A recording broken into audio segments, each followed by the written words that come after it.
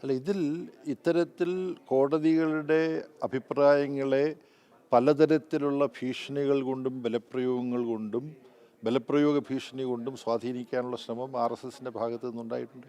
ഇപ്പോൾ സുപ്രീം കോടതി തന്നെ ചില അഭിപ്രായങ്ങൾ ഉറപ്പിച്ച് പറഞ്ഞപ്പോൾ സുപ്രീം കോടതിക്കെതിരായിട്ട് ആരൊക്കെയാണ് ഭീഷണി മുഴക്കിയത്? ഇപ്പോൾ രാജിവെച്ച് പോയിട്ടുണ്ട് ജഗദീപ് ധങ്കർ, ഇന്ത്യയുടെ വൈസ് പ്രസിഡന്റ്, രാജ്യസഭയുടെ ചെയർമാൻ.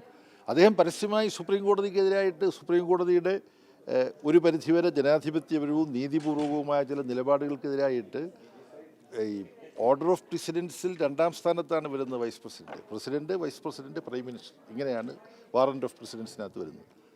അതിലെ പ്രധാനപ്പെട്ട ആൾ സുപ്രീം കോടതിക്കെതിരായിട്ട് അട്ടഹസിക്കുകയാണ്. അപ്പോൾ ഇത് പലയിടത്തും നടക്കുന്നു.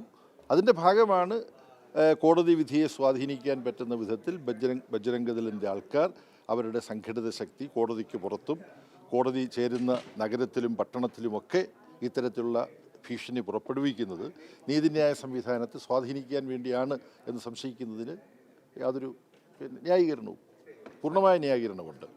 മറ്റൊരു സഖാവെ, അനൂപ് അവിടെ BJP പ്രതിനിധി അനൂപ് ആന്റണി പറഞ്ഞത് ഈ പബ്ലിക് പ്രോസിക്യൂഷൻ ഇതിനെ എതിർത്തിട്ടില്ല എന്ന് പറയുന്നു. പക്ഷേ നിലവിൽ പുറത്തു വരുന്ന ചില വിവരങ്ങൾ പ്രകാരം ജാമ്യത്തെ പബ്ലിക് പ്രോസിക്യൂട്ടർ എതിർത്തു. കേസ് സെഷൻ കോടതി നിലനിൽക്കുന്നത് വാദിച്ചത് പബ്ലിക് പ്രോസിക്യൂട്ടറാണ്. ജാമ്യം നൽകിയാൽ മതപരിവർത്തനം ആവർത്തിക്കുമെന്ന് പറയുന്നു. അപ്പോൾ ഇത് BJPയുടെ ഒരു കാപട്യമാണ് ഇതിലൂടെ പുറത്തു വരുന്നത്. BJPയുടെ കാപട്യം ഇതിലെല്ലാം പുറത്തു വരുന്നുണ്ട്. പക്ഷേ അതിൻ്റെ വിശദാംശങ്ങൾ മുഴുവൻ എനിക്കറിയാൻ പാടില്ലാത്തതുകൊണ്ട് അതിനെക്കുറിച്ച് ഞാനൊന്നും തന്നെ പറയുന്നില്ല. പക്ഷേ നമ്മുടെ മുമ്പിൽ നടന്ന എത്രയോ അനുഭവങ്ങളുണ്ട്. സ്റ്റാൻ സ്വാമിയുടെ അനുഭവം നമ്മുടെ മുമ്പിലുണ്ട്. കഴിഞ്ഞ ദിവസവും ഞാൻ മാധ്യമങ്ങളോട് ചിലരോട് പറഞ്ഞതാണ്. അപ്പം RSSൻ്റെ നിയന്ത്രണത്തിൽ ഇന്ത്യയിൽ ഒരു ഹിന്ദുരാഷ്ട്ര നിർമ്മിതിക്കായിട്ടുള്ള പ്രവർത്തനങ്ങൾ പല തലത്തിലവർ നടത്തിക്കൊണ്ടിരിക്കുകയാണ്. അതിൻ്റെ ഒരു ഭാഗമാണിത്.